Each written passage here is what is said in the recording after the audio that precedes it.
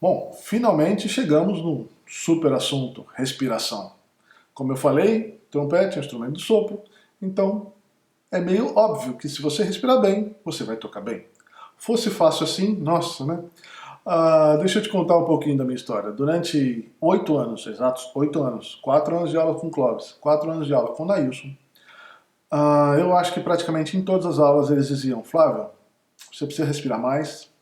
Flávio, você não está respirando. Flávio, você precisa aprender a respirar. E aí me davam dicas e tal. E eu me sentia um pouco estúpido, porque, poxa, como eu falei, né? Tocar trompete é um instrumento de sopro, então como é que eu não sei respirar? E aí ficava pensando, e aí saí buscando um monte de informação sobre respiração. Vários professores, cada um falava uma coisa. Fazia muito sentido quando eles falavam, mas quando eu tentava aplicar, eu me sentia um pouco confuso, né? Afinal, acabei resolvendo meus problemas fazendo um ano de aula de yoga. Eu fiz essa aula em 2000 mais ou menos, não era um aluno super disciplinado, mas esse um ano de aula que eu fazia aí 2, 3 vezes na semana foi suficiente para eu resolver meus problemas de respiração. Lógico que quando eu passei a dar aula, eu precisava entender melhor como é que isso funcionava. E cheguei numa teoriazinha que eu vou te explicar rapidinho aqui, que é o seguinte: você sabe respirar. Como diz Ayrton Bank, se eu não soubesse respirar, eu já teria morrido. Foi essa a pergunta que eu fiz para ele sobre respiração. Eu falei assim: olha, a gente sabe respirar, né? E é verdade, por mais óbvio que seja. Existem coisas que, apesar de óbvias, a gente precisa falar. Você sabe respirar e eu vou te dar 3 exemplos de que você sabe respirar e super bem. O primeiro exemplo, eu vou brincar aqui com você, é esse aqui, ó. Boceje. Eu não estou com sono não, estou bem desperto para essa aula, mas eu simulei um bocejo. Espero que, por simpatia, não sei se esse é o nome da palavra que se dá, mas quando a gente vê alguém bocejando, a gente boceja também. Acontece alguma coisa nos nossos cérebros que desperta esse bocejo. Para que serve o bocejo? Olha, é um momento em que seu corpo está super cansado, ou você está despertando e aí o corpo precisa de uma maior quantidade de oxigênio. Daí, nesse momento, se você observar, você não consegue pensar em mais nada. Inclusive, é muito difícil você interromper um bocejo. Quando você começa a bocejar, ele vem e você fica tentando segurar, se você estiver numa aula, né? Ou na frente de alguém. Agora, o bocejo é uma forma de que seu corpo se encha e renove todo o oxigênio dentro do seu corpo. E olha, observa, boceja aí algumas vezes, você vai perceber que entrou uma quantidade enorme de ar e você não fez esforço algum. Você inclusive nem pensou. Enquanto você boceja, você não está pensando que está inalando. E após quando você pega o trompete, você fica pensando um monte, né? Talvez você não, mas a grande maioria dos trompetistas está sempre. Então, primeiro exemplo de que você sabe respirar é o bocejo. O segundo exemplo, esse é um exemplo um pouquinho mais dolorido. Eu não vou fazer, eu só vou te explicar como é que você faz. Porque no vídeo não faz muito sentido, é legal fazer em sala de aula. Você vai tentar esvaziar os seus pulmões. Eu digo tentar porque é impossível tirar tudo, mas o máximo de ar possível. Você vai... Quando você achar que não tem mais, espreme, como se fosse aquele tubinho de pasta de dente, tira todo o ar. E aí você vai ficar um tempo sem respirar. O máximo de tempo que você conseguir ficar sem ar dentro do seu corpo. Quando você estiver roxo, quase desmaiando, você deixa que a respiração aconteça. Ou melhor, você pode deixar até que você não aguente mais e a respiração vai acontecer automaticamente. Né? É o que acontece, por exemplo, quando a gente está se afogando. Você está embaixo d'água, a gente está lá, você sabe que você não pode respirar, porque embaixo d'água vai entrar água dentro de você. Mas chega uma hora que seu cérebro manda um comando dizendo: respira, porque você precisa de ar. Você está embaixo d'água, vai encher seu pulmão de água e você vai acabar morrendo afogado. Né? Mas numa simulação como essa que a gente fez, ela serve para quê? Para te mostrar que também, num momento de pânico, o nosso corpo sabe o que fazer, que é respirar. O que acontece quando você respira depois de ter ficado muito tempo sem ar? Vem uma respiração imediata, você não controla ela simplesmente é uma explosão de ar, ela te enche todinho e você tem uma sensação de alívio, relaxamento. Então tá aí um exercício que você pode fazer, 2 aliás, o do bocejo e esse, a simulação de ficar sem ar o máximo de tempo possível. E aí você vai começar a entender que realmente você sabe respirar. O outro exercício que eu vou te dar, esse é o mais legal. Eu adorava fazer, minha mãe sempre achava que eu estava mentindo para ela. Porque qual que é o exercício? Você vai ficar deitado de costas no chão, com a barriga para cima. Você pode até botar um apoio na cabeça, um travesseiro pequeno, um livro, alguma coisa do tipo. E você vai ficar observando a sua respiração. Fica ali, você não precisa mover nada, simplesmente respire normalmente e observe. Veja que parte do seu corpo se mexe, né? Se você observar uma criança dormindo, um neném, você vai ver que a barriguinha dele faz assim, sobe, né? Não é o peito que sobe, ele expande assim, mas bem relaxado. Quando você observa um cachorro dormindo, também você vai ver ele respirando assim, ó, corpo abrindo. Mas ele não está fazendo esforço algum. Alguma coisa acontece com a gente que nessa posição a gente respira super natural. Isso é natural. A respiração é algo muito da nossa natureza. Acontece que quando a gente fica em pé, por mil problemas do mundo ocidental, por estresse, por muitas coisas que acontecem que não cabe entrar aqui nesse momento, a gente respira travado e fica fazendo um monte de esforço. Tá? Então eu acabei de te dar 3 exemplos muito importantes de que você sabe respirar. Tá bom? Bom, essa aula é sobre trompete, então a gente vai entrar um pouco de respiração sobre trompete. Mas lembrando que eu te dei 3 exemplos de que você sabe respirar. A outra dica seria a seguinte, antes de entrar no trompete. Procura um professor de yoga. Como eu te falei, eu fiz muita aula com trompetista sobre respiração, mas para mim era sempre muito confuso. Quando eu procurei as aulas de yoga, isso me ajudou demais. Outra aula que me ajudou muito chama-se Técnica Alexander, que é uma técnica fantástica, procura no Google aí depois. É muito legal, tem mais a ver com postura, relaxamento, mas tem tudo a ver com respiração também. Tá? Bom, como trompetista, tem um cara chamado Christian Steenstrup. Ele foi aluno de Arnold Jacobs. Arnold Jacobs foi tubista da Sinfônica de Chicago durante muitos anos. Era um tubista que tinha um pulmão só, imagine. Então ele tinha todo um sistema de respiração e tal. E tocava pra caramba. Bom, Christian Steenstrup estudou com esse cara. E aí tem alguns exercícios que ele passa que são muito legais. Antes de eu te passar esse exercício, eu vou te fazer algumas perguntinhas. Primeiro se você sabe quantos litros de ar cabem dentro do seu pulmão. Vai lá no Google, procura, não vou responder aqui não. E outra se você pudesse tirar o seu pulmão de dentro do seu corpo e esticar a membrana alveolar, acho que esse é o nome, tem uma membraninha ali, você esticá-la, quantos metros você acha que você consegue? Tá bom, eu vou te responder porque você não vai ter que, você vai pro Google, acaba achando uma resposta bagunçada. Mas vamos lá. Litros de ar dentro do pulmão.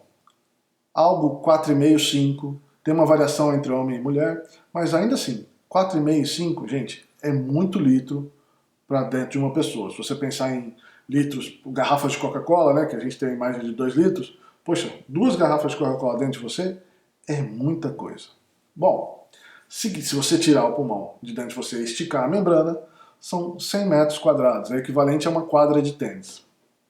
Daí vai lá você me dizer, quando eu respiro muito, eu fico tenso, eu sufoco, não cabe. Olha, eu acho que você fica tenso porque você está tenso e aí você se dá conta, quando você respira, que você está tenso. Se a gente pensar no pulmão como uma bexiga, digamos que eu vou encher essa bexiga ou esse balão dentro da minha mão. Eu estou aqui soprando. Vai chegar uma hora que ele vai preencher o espaço da minha mão. O que eu tenho que fazer para continuar enchendo essa bexiga? Eu tenho que deixar minhas mãos abrirem e relaxando e acompanhar o tamanho desse balão. O que acontece com a gente respirando? Nosso corpo super tenso, todas as nossas musculaturas tensas, a gente começa a respirar, o balão, que é o pulmão, ele encosta nessas partes e aí a gente passa a sentir essas tensões. Então, na verdade, se você se sente mal quando você respira muito, é porque você não está acostumado e você está tenso. Por isso, novamente, busque um professor de yoga antes que você fale, porque tem muito professor que fala, respira só o que você precisa. Como é que você vai medir? Quanto é que você tem noção? Respira 1 litro aí. Agora respira 3. É difícil medir. Se a gente ficar pensando nisso, de novo, né, a gente está tentando buscar uma forma natural de tocar. Então vá, procure um professor de yoga. Agora eu vou passar para vocês alguns dos exercícios que eu aprendi com o Christian Steenstrup. Christian ensina o seguinte, que ele começa dando um exemplo assim. Se você respirar dessa forma pela boca, você pode produzir, espero que você reproduza isso em casa. Observa aí, onde é que tem tensão? Eu sinto os cantos da boca tensionando e esse ruído agudo quer dizer que eu estou fazendo tem muita restrição da passagem de ar. Se eu fizer o oposto e abrir muito a boca, também existe uma obstrução da passagem de ar aqui atrás, uma tensão, né? Então, a gente poderia pensar no meio do caminho. E ele ensina que uma forma de pensar no meio do caminho é pensar na letra O ou O, só que em vez de ser para fora, para dentro. Então seria O. Tá? E aí uma informação muito importante. Para respirar, você não precisa fazer ruído. Inclusive, ruído significa que em algum lugar está acontecendo uma fricção, uma vibração, uma obstrução do ar. Então, na verdade, se você simplesmente pensar na letra O ou O, eu falo O ou O porque eu sei que depende da parte do Brasil que você vive, você vai ter isso aí diferente. Mas tanto O como O tem uma circunferência na sua boca, que essa circunferência é bem parecida, se você colocar a mão aqui, nessa parte do pescoço, a gente tem uma espécie de tubinho, né? Então, pensa em manter essa circunferência igual a esse tubinho. E você não precisa fazer ruído, né? Um O para dentro. E aí o exercício que ele sugere é o seguinte. Você vai colocar a mão na frente da sua boca para que você sinta a passagem de ar, o ar entrando e saindo. E você vai inalar durante 5 tempos e exalar durante 5 tempos uma certa quantidade de vezes. Pode fazer, eu normalmente faço 5, 6, às vezes 10 vezes. Eu agora vou reproduzir isso para vocês e talvez eu faça algum ruído para que você compreenda o exercício. Mas em casa, tente não fazer ruído algum, tente ficar bem relaxado, tá? Então vamos lá. São 5 tempos, né? Mão na frente, O.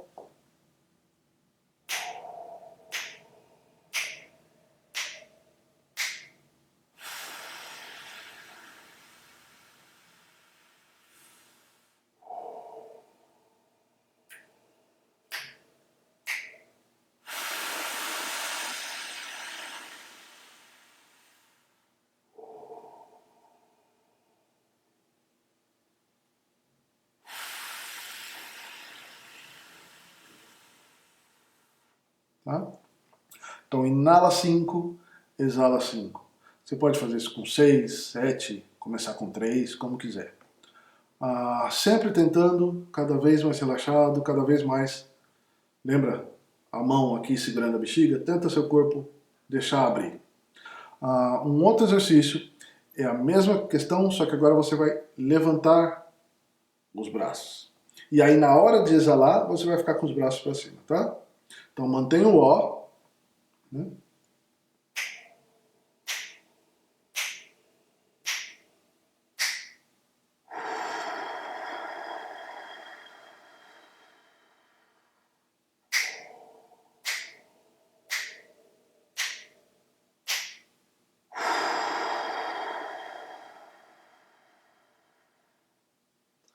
É muito importante você estar extremamente consciente do seu ritmo. Tá?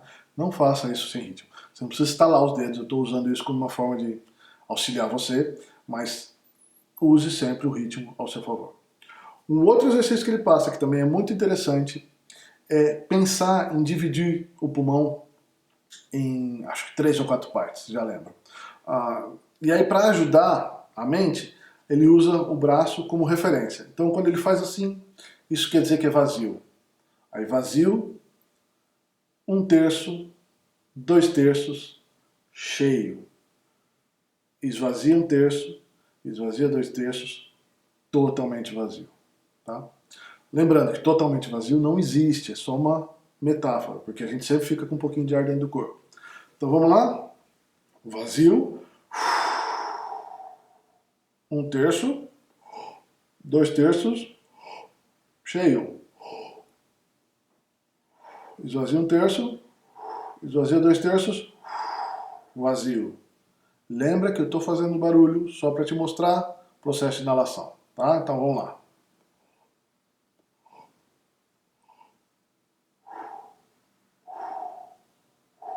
Novamente, vazio, um terço, 2 terços, cheio. Esvaziou um terço, esvaziou 2 terços, totalmente vazio. Tá? E aí você repete algumas vezes. Você vai ver, aqui já me deu uma esquentadinha. Porque é uma movimentação, a respiração, a gente quando trabalha com respiração, a gente está realmente trabalhando com o corpo. E aí o último exercício que ele ensina, que é muito interessante também, já é um pouco mais musical. A gente vai inalar um tempo e exalar continuamente, mas com uma pequena separação, 4 tempos. Então é como se fosse um compasso 5x4. Tá? Eu vou mostrar aqui antes, mais fácil mostrar do que fazer. Então eu estou aqui. 1, 2, 3, 4.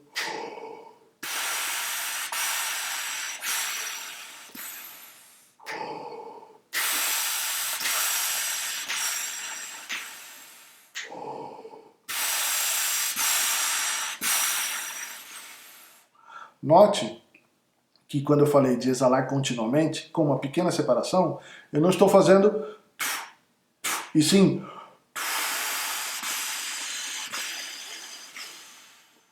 tá?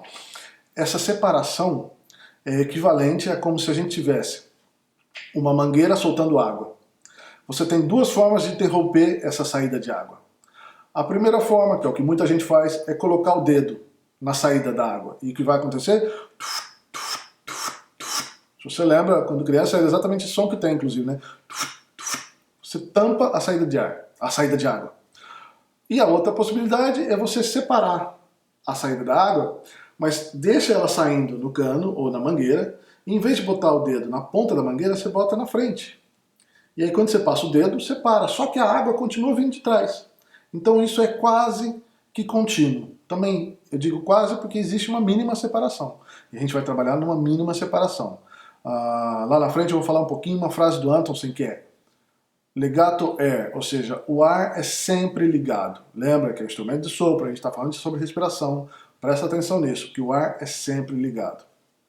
Então vamos lá. O exercício é inala um tempo, exala 4 tempos. Depois disso, nós vamos inalar um tempo e exalar colcheias. E aí a gente vai para um compasso 4x4. Depois disso, que é alta de 3. E depois disso, semicolcheias. Eu vou fazer aqui a sequência para vocês verem, tá? Vou fazer 2 vezes cada um. Um tempo, depois colcheias, depois que alta de 3, depois semicolcheias. Cada vez a respiração vai ficando menor, o tamanho que a gente tem para respirar vai ficando menor, mas a ideia é respirar a mesma quantidade, tá? Vamos lá.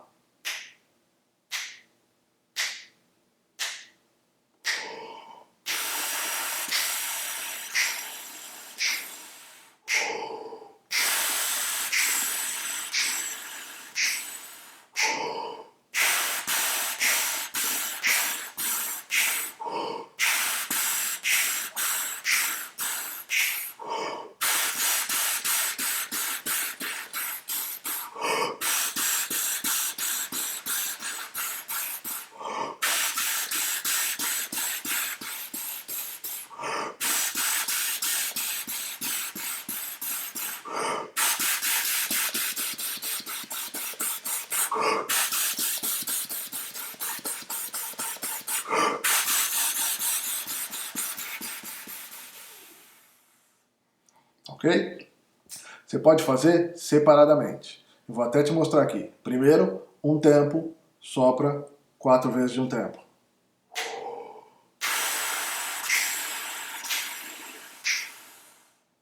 E aí repete. Depois, cocheia.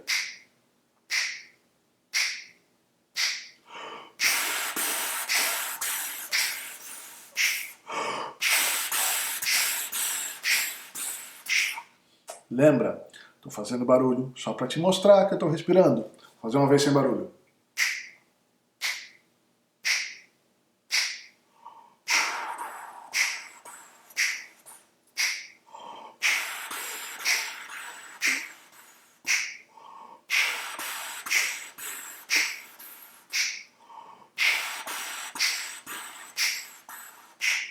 Ainda assim saiu ruído. Eu estou tentando minimizar. Um jeito é buscar que seja o ruído mais grave possível.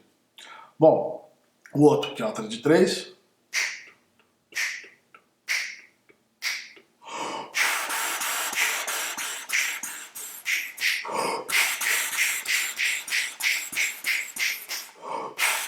Ok? E depois, semicolcheias.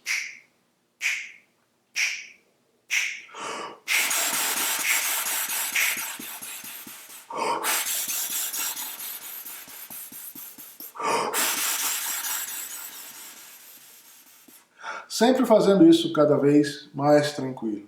Aqui na aula, preocupado em falar com vocês, eu acabo não me concentrando. Mas de manhã, quando eu pratico isso, eu fico bem concentrado, tá? Então esses são exercícios bem legais. Existem inúmeros outros exercícios que você pode praticar. Eu vou aproveitar e vou falar um pouquinho a respeito de aparelhos. Existem alguns aparelhos muito interessantes, como Respiron, acho que Voldini, tem aquela bola que é como se fosse uma bexiga gigante que você consegue colocar 5, 6 litros de ar. Tem um Power Brief que você tem dificuldade para puxar o ar, ele te mostra a dificuldade. São interessantíssimos. O que eu tenho que te dizer é que eu, particularmente, da minha infância, adolescência até fase adulta, nunca usei. Eu comecei a pesquisar isso depois dos 30 anos. Então, eu acho que você não deve usar? Não, eu acho que você deve usar sim, mas você não precisa ter esses aparelhos para conseguir se desenvolver. De novo, procure um professor de yoga, vá fazer exercícios aeróbicos, esses exercícios são bem interessantes. Pense que você já sabe respirar, tá? Eu acho que a gente encerra essa aula nessa parte aí. Eu falei um pouquinho sobre o Antonsen, falando sobre o ar legado. A gente vai falar isso mais em sonoridade, mas aqui rapidinho. O Antonsen fala muito sobre isso, de que o ar deve ser sempre contínuo. E ele é um dos caras que tem o staccato mais claro e mais rápido que eu já vi. Mas ele deixa o ar sempre contínuo, a língua ela separa. Separar é diferente de interromper. Quando você interrompe a passagem da coluna de ar. Quando você separa, você faz uma pequena separaçãozinha, tá ok? Então é isso aí, e vamos lá agora falar sobre embocadura.